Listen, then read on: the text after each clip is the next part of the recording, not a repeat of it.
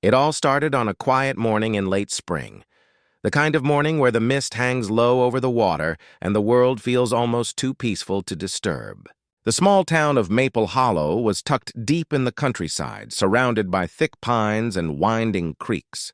To most people, it was just another sleepy community. But to me, it was home. My property sat at the edge of the hollow, bordered by a slow-moving stream that curved lazily behind my house.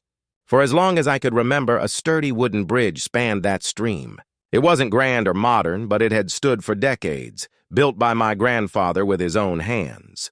It was part of my family's land, private property, recorded, surveyed, and maintained entirely by us. And it wasn't just sentimental, it was vital. The bridge connected my property to a narrow road that wound down toward the new development on the other side, Maple Ridge Estates. That neighborhood hadn't existed when I first inherited the land. It had been forest and farmland, quiet and empty. But in recent years, developers had come through, carving out cul-de-sacs and pastel-colored homes for newcomers looking for country charm. They brought manicured lawns, HOA rules, and the kind of people who didn't like being told no. When construction began, the developers quickly realized there was no easy way in or out of the valley where Maple Ridge was being built. The county roads didn't connect properly, but my bridge, my small, simple wooden bridge, did. It provided the most direct path to the highway. Rather than build their own access, they used it. First, it was just the occasional truck, then daily commuters. Eventually, it became the unofficial main road into Maple Ridge. At first, I didn't mind. It was just a bridge, and I figured the traffic would die down once they found a better route. But the cars kept coming, dozens every day, then hundreds. Each set of tires rattled across those old planks, wearing them thin. I'd asked the HOA to stop to build their own proper road. They dismissed me, treating me like an inconvenience rather than the owner of the very land they drove over. The tension grew slowly but steadily. A few of the residents even accused me of blocking public access when I posted a private property sign. They claimed the bridge was part of the subdivision's right-of-way. But it wasn't. Every legal document proved otherwise. Still, people love convenience more than truth, and they continued using it like it belonged to them. Then, one morning, I woke to the grinding roar of machinery. I thought it was logging or roadwork nearby, but when I stepped out to check, I saw it. A group of workers in bright orange vests standing at the edge of the stream. My bridge, my family's bridge, was half gone. The sound of chainsaws echoed through the trees as the men cut through the supports. A backhoe stood ready to drag the remains into the creek. At first, I was too stunned to move. The scene didn't even feel real. The planks lay in splintered heaps, the beams snapped and half submerged in the water. I shouted, demanded to know who authorized this, but the workers only shrugged. They said the Maple Ridge HOA had given them permission to remove it, claiming it was unsafe. Unsafe. The word burned in my mind. They had torn down my bridge without even asking, without so much as a courtesy notice. Over the next few hours, I pieced together what had happened. The HOA president, a woman named Cynthia, known around town for her smug sense of authority, had decided the bridge was a liability. Her board had voted to demolish it and construct a safer alternative funded by HOA dues. Except the bridge wasn't theirs to touch. It was on my deed, on my land, and always had been. The moment they destroyed it, they crossed a line they couldn't uncross. The following days were chaos. Residents from Maple Ridge began complaining that they couldn't reach the highway anymore. The bridge had been their shortcut, and without it, they had to drive 10 extra miles through winding back roads. Deliveries were delayed. School buses had to reroute. Even emergency vehicles had to take the long way around.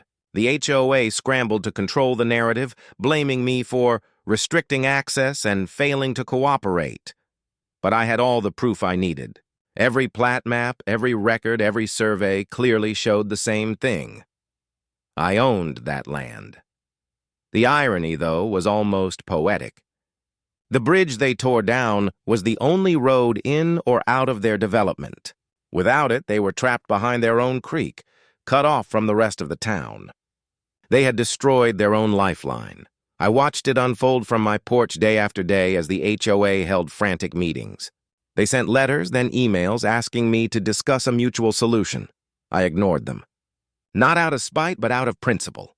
They had acted first, recklessly, arrogantly, and now they were learning what it felt like to live with the consequences. Still, a part of me knew this wasn't over. People like Cynthia didn't give up easily. They thrived on control, on twisting truth to suit their agenda. I could almost sense the storm coming. The moment when she'd try to turn this whole thing around and make it my fault. But she had no idea just how much leverage I truly had. You see, what she and her HOA never bothered to research was the full extent of my property line. Not only did I own the bridge site, they didn't even realize that the only road connecting their neighborhood to the highway cut directly across my land. The same land they had been driving over for years without permission. When I saw their construction crews coming back a week later, this time with survey equipment and more trucks, I knew they were planning something. Maybe to rebuild their own bridge, maybe to pave a detour. Whatever it was about to set off a chain reaction they'd regret forever. Because I wasn't just going to stand by anymore. This time, I was going to remind the HOA exactly whose land they were standing on. The following week, Maple Ridge descended into chaos. The bridge was gone, the road was quiet, and for the first time since their pristine homes were built, the HOA realized just how isolated they truly were.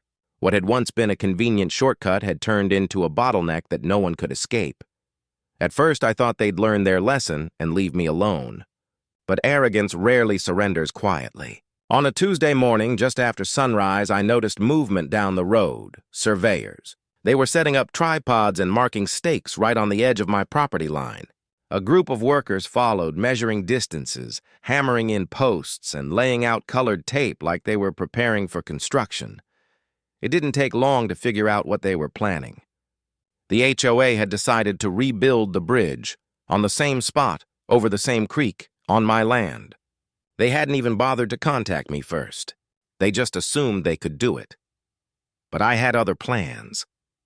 That afternoon, I went into town, pulled up the records at the county office, and made copies of everything: property maps, boundary surveys, easement agreements, and ownership documents dating back decades. There was no question. The road leading to Maple Ridge Estates, the creek it crossed, and the entire bridge site were all mine. No public easement, no shared ownership, nothing. When I returned home, I got to work. The next morning, before sunrise, I loaded steel posts, heavy chains, and a massive locking gate into my truck.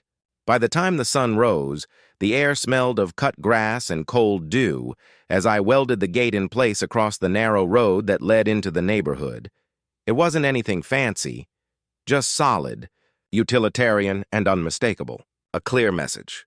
Private property. No trespassing. I stood back and admired the sight of it.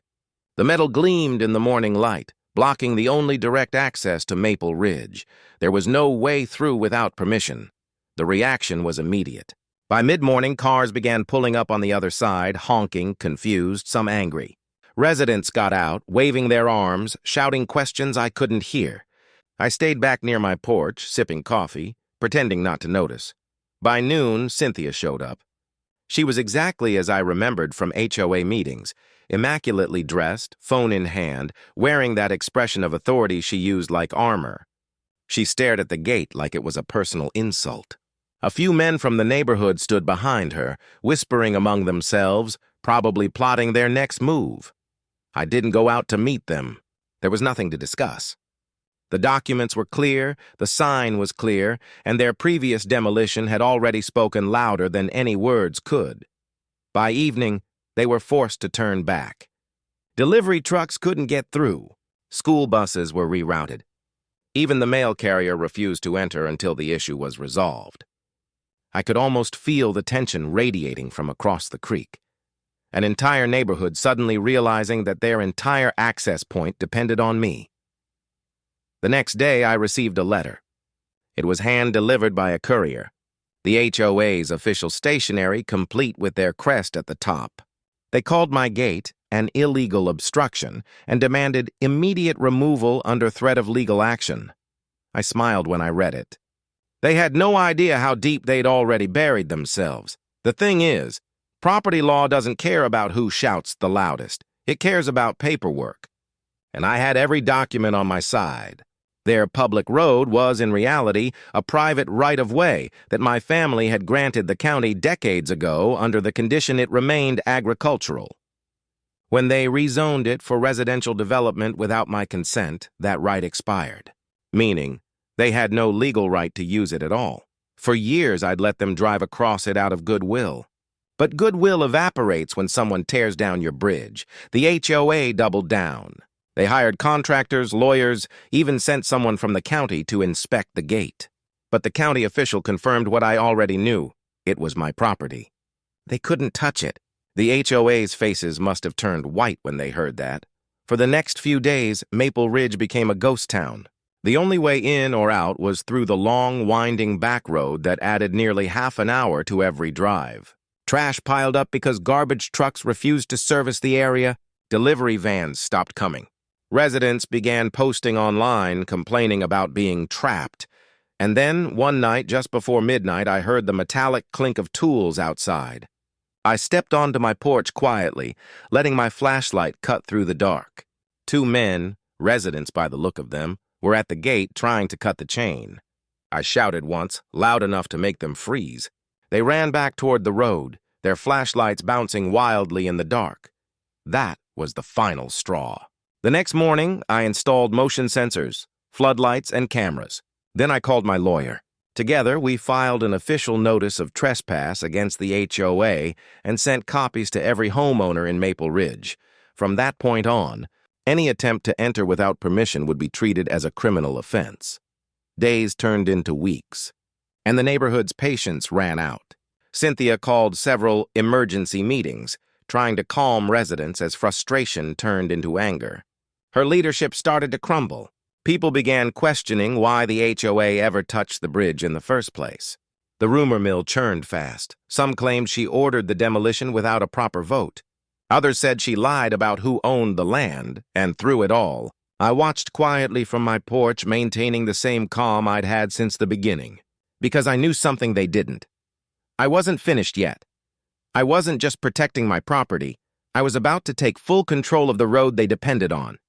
You see, a few days earlier, while reviewing old maps at the county office, I discovered something even more powerful than ownership. My family had never just built the bridge.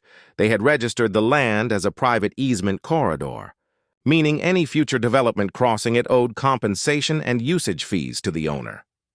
Every car that had driven over it, every truck that had delivered materials to Maple Ridge, had technically done so without permission or payment. Years of unpaid usage. Thousands of vehicles. And now that the bridge was gone, I had every right to demand back pay.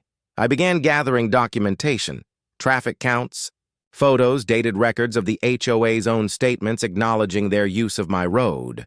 The numbers added up quickly. The HOA wasn't just facing inconvenience anymore. They were facing financial ruin.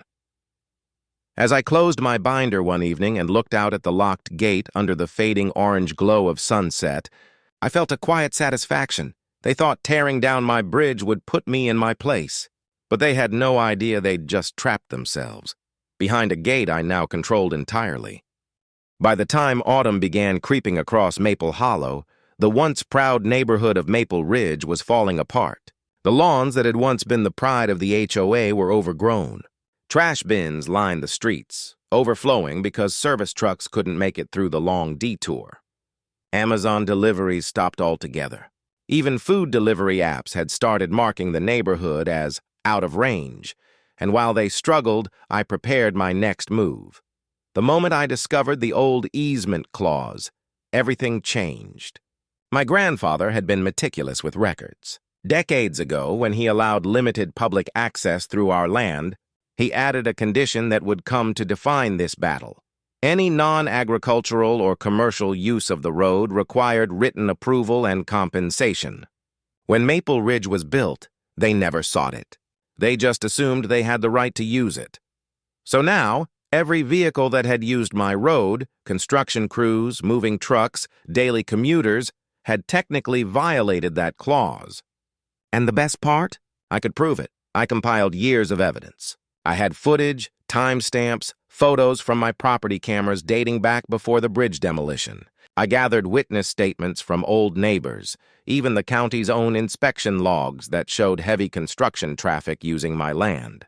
My lawyer helped me translate it all into one thick, formal document, a retroactive easement violation invoice, a bill, essentially, charging Maple Ridge HOA for unauthorized use of my property. It wasn't just a few $100s. It was 6 figures. When we filed the claim and sent it to the HOA, it hit them like a thunderclap. The official letter went out on a crisp Monday morning, printed on legal stationery and delivered by certified mail to the HOA office. The amount due was neatly listed at the bottom, $214,600, plus legal fees and daily penalties for continued trespass. By the next day, I heard the panic spread through the neighborhood like wildfire. Homeowners gathered in driveways, waving copies of the letter, their voices echoing down the street. The HOA's Facebook page exploded with angry posts. Some blamed Cynthia, some blamed me. Others demanded emergency meetings. Cynthia, of course, tried to control the narrative. She called it an outrageous and fraudulent claim, promising to fight it in court. But deep down, she must have known this wasn't bluster. It was real. The paperwork was airtight, and the county records backed every word of it. Within a week, the HOA's lawyer reached out to mine, asking for an opportunity to negotiate. My attorney simply replied that I was open to discussion, but the gate would stay locked until the matter was resolved. That single line infuriated them. The gate had become more than a barrier. It was a symbol of their failure, a physical reminder that their arrogance had consequences. Every homeowner who sat stuck in traffic on the long detour saw it. Every resident forced to carry groceries across the bridgeless creek felt it.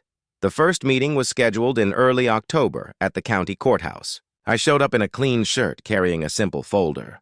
Across the table sat Cynthia, 2 HOA board members, and their lawyer, a polished man who looked like he billed by the minute.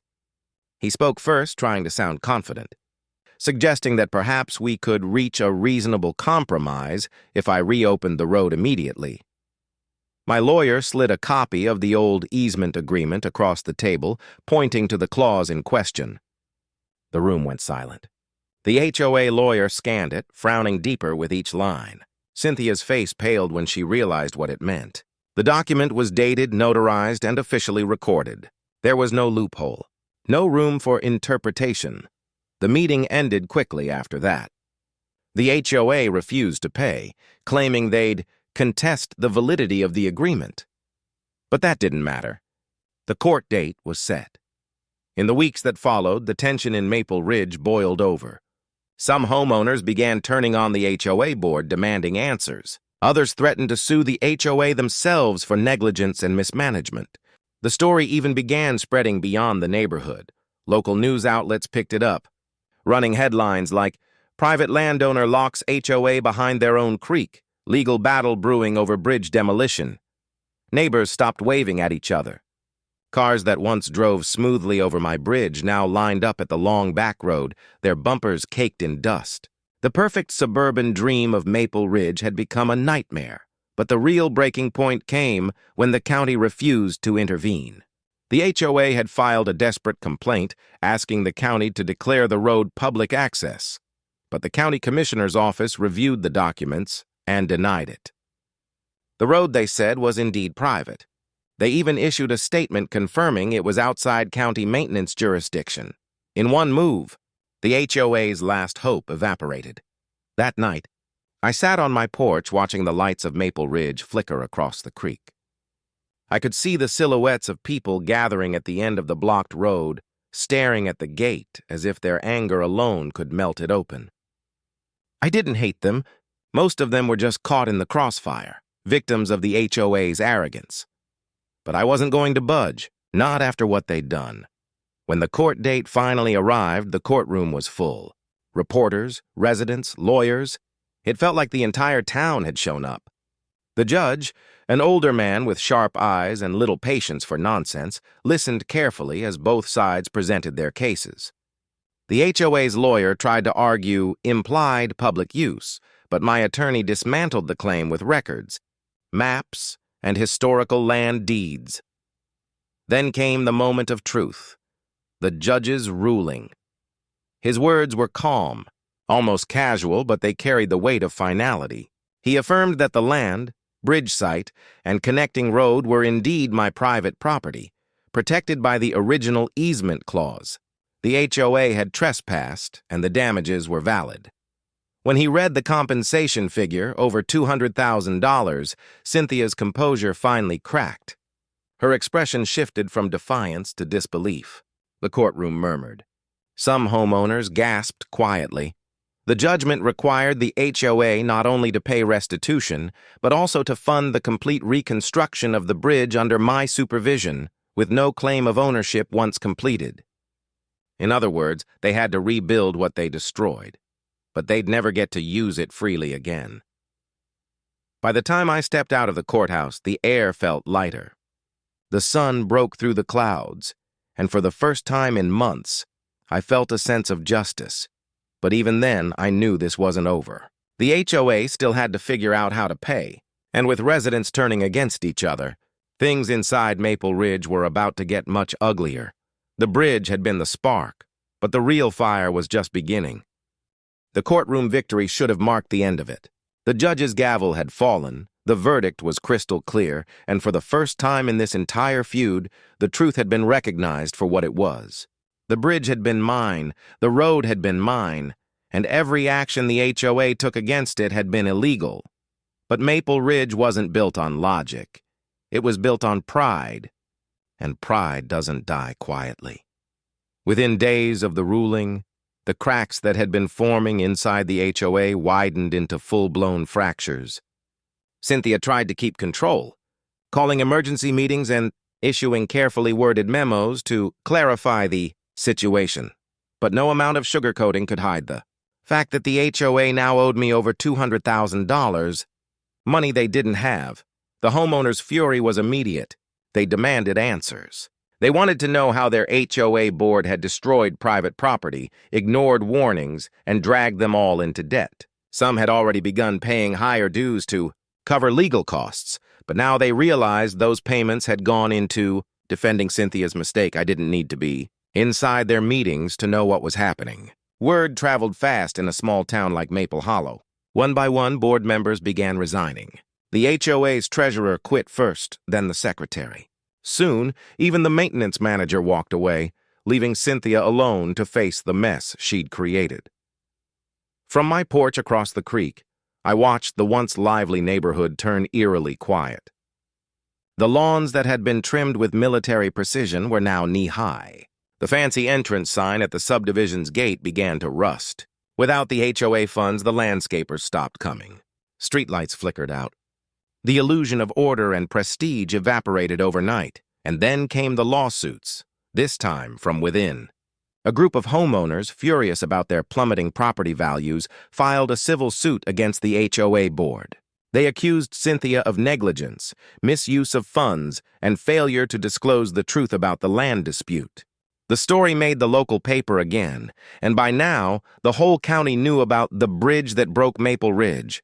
While they tore each other apart, I remained patient. I didn't gloat, didn't speak to the press, didn't feed the gossip. I simply continued maintaining my land, fixing fences and mowing my fields. But behind the quiet routine, I was still holding the upper hand. You see, the court ruling hadn't just awarded me compensation, it had also granted me full authority over the reconstruction of the bridge. The HOA was legally obligated to pay for it, but I was the one who would decide how, when, and by whom it would be built. They couldn't even start the project without my written approval. It was poetic justice. Weeks turned into months, and the HOA's finances continued to crumble. The reserve fund that once paid for landscaping and repairs was drained by legal bills. The residents tried organizing independent fundraisers, but few were willing to contribute more after everything they'd lost. Some families put their homes up for sale, desperate to leave. But the market wasn't kind. No one wanted to buy property in a neighborhood famous for being cut off from civilization. Maple Ridge became a cautionary tale. Realtors whispered about it like a ghost story. Beautiful homes, they'd say, but access is a nightmare. Then came the final blow. Late one evening, as the sun dipped below the horizon, I received a letter from the HOA's attorney. It was brief, almost desperate in tone. The HOA was officially dissolving. They couldn't afford to continue operations. The board was disbanded, their insurance had lapsed, and their remaining assets, if any, were being liquidated to cover partial payment of the court-ordered damages. Cynthia's name was at the bottom, typed neatly but trembling in meaning. It was over. Or so I thought. In the weeks that followed, as the HOA ceased to exist, the chaos left behind began to spread. Without central management, no one maintained the communal areas. Street maintenance stopped entirely. Drainage ditches clogged, roads cracked, and mailboxes leaned at odd angles.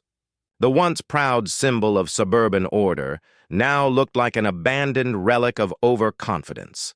I still kept to myself, but I couldn't ignore the irony. They had built their entire identity around control, rules, appearances, regulations, and in trying to control me, they had destroyed themselves. Then, one morning, as the fog hung low across the creek, I noticed movement again. A group of former residents, no longer bound by HOA restrictions, were standing near the remains of the bridge, studying it. I watched from a distance, half expecting another foolish attempt to rebuild without permission. But this time, their expressions were different. Defeated, humble. Even over the next few days, I saw them again. Different faces, sometimes carrying tools, other times just standing there quietly, as if paying their respects to what had once connected them to the world. It was almost peaceful. And then, one afternoon, as I was hauling lumber from my shed, a small group of residents approached me at the gate. They didn't shout, didn't demand, didn't posture like their old HOA had. They simply stood there, polite and apologetic. They explained that they had banded together as neighbors without any official board or authority, just regular people trying to make their lives livable again. They wanted to rebuild the bridge, but this time under my terms. They offered to fund it collectively to do the work themselves and to sign a legal agreement acknowledging the bridge and road as my private property. I listened quietly. They weren't like Cynthia. There was no arrogance, no assumption of ownership, just sincerity. For the first time in a long while, I felt the edge of my anger soften. Maybe finally they had learned what the HOA never could. Respect. I didn't give them an answer that day. I told them I'd think about it, and they nodded, thanking me before heading back across the creek. That night, I sat on my porch again, the same spot where this whole feud had started. The air was cold, the water beneath the broken bridge glimmering under the moonlight. It was quiet, too quiet, and I realized something important. I didn't want revenge anymore. I'd already won. The HOA was gone, Cynthia was disgraced, and Maple Ridge was humbled. But the people, the regular residents, weren't my enemies. They were just collateral in someone else's pride war. Still, before I made my final decision, I had one last thing to do.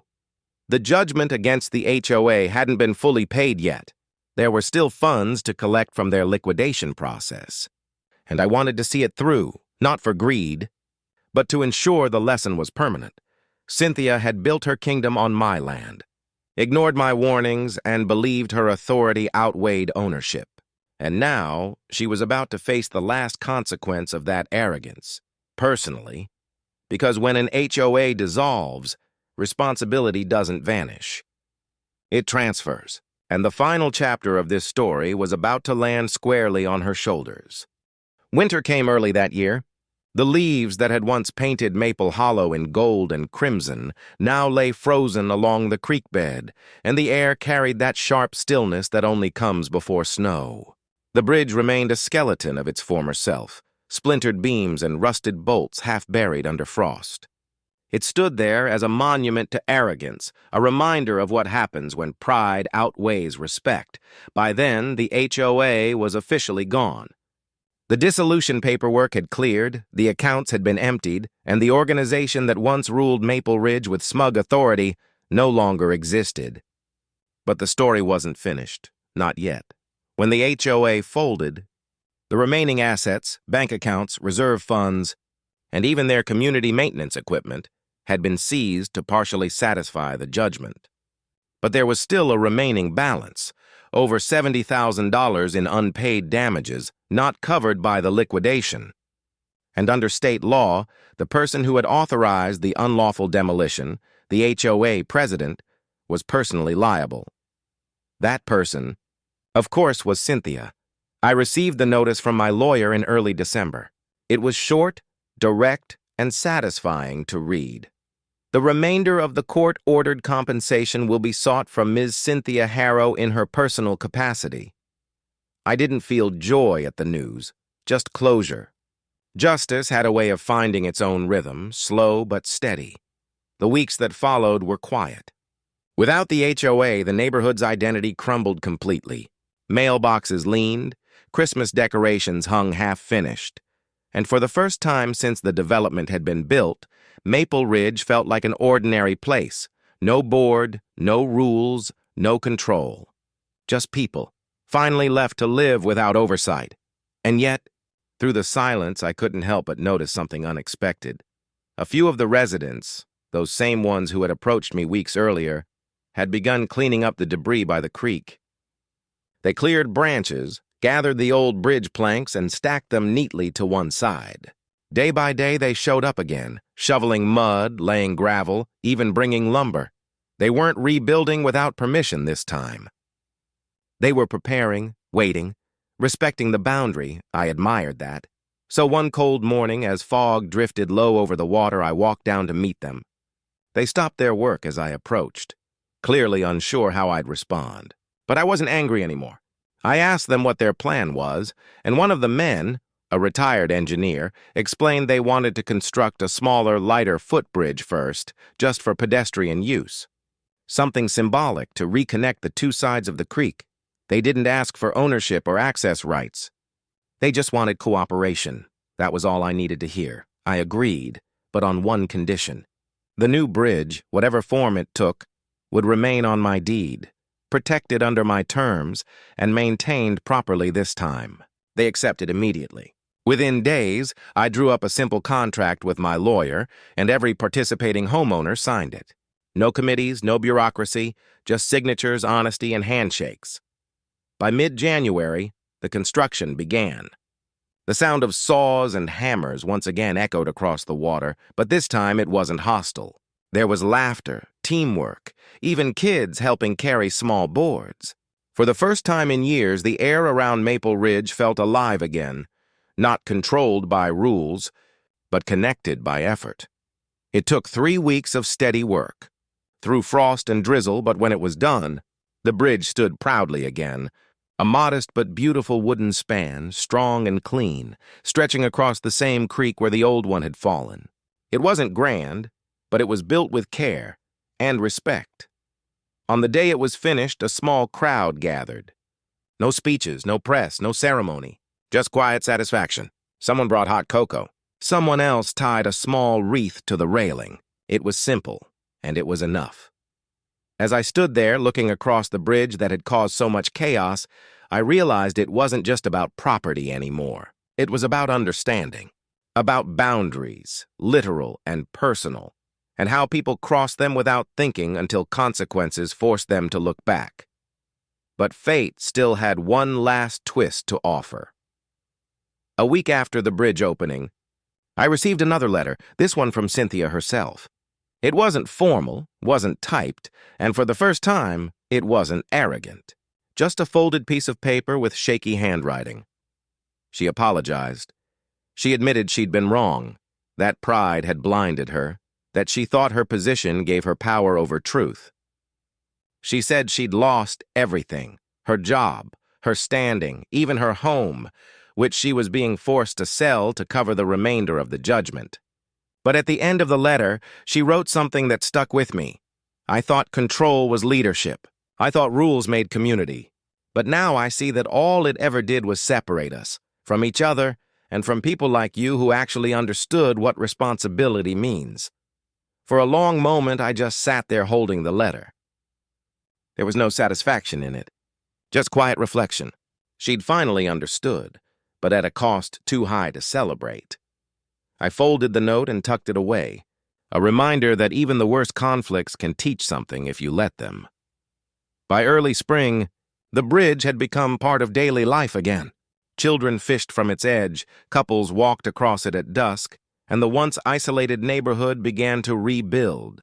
Not through an HOA, but through mutual respect. The new residents made sure everyone understood where the property lines were, but more importantly, they understood why those lines mattered. The gate still stood at the main road, but it was rarely locked now. It served as a symbol, not of restriction, but of choice. Access wasn't taken for granted anymore. It was given, earned, and appreciated. I often sat on my porch, coffee in hand, watching the bridge glow under the sunset. The same place where it had all begun. The bridge they tore down. The bridge that started a war, and the bridge that, in the end, brought everyone back to reason. Sometimes people would stop by and wave, grateful for what had been rebuilt. They called it the bridge that taught Maple Ridge. And maybe in some strange way that was true. Because in the end, it wasn't revenge or money that mattered. It wasn't the lawsuit or the victory in court. It was the lesson, the one they had to learn the hard way, and the one I would never forget. You can build communities out of wood, stone, and concrete. But without respect, they'll collapse faster than any bridge, and sometimes it takes tearing one down to realize how much it was holding together.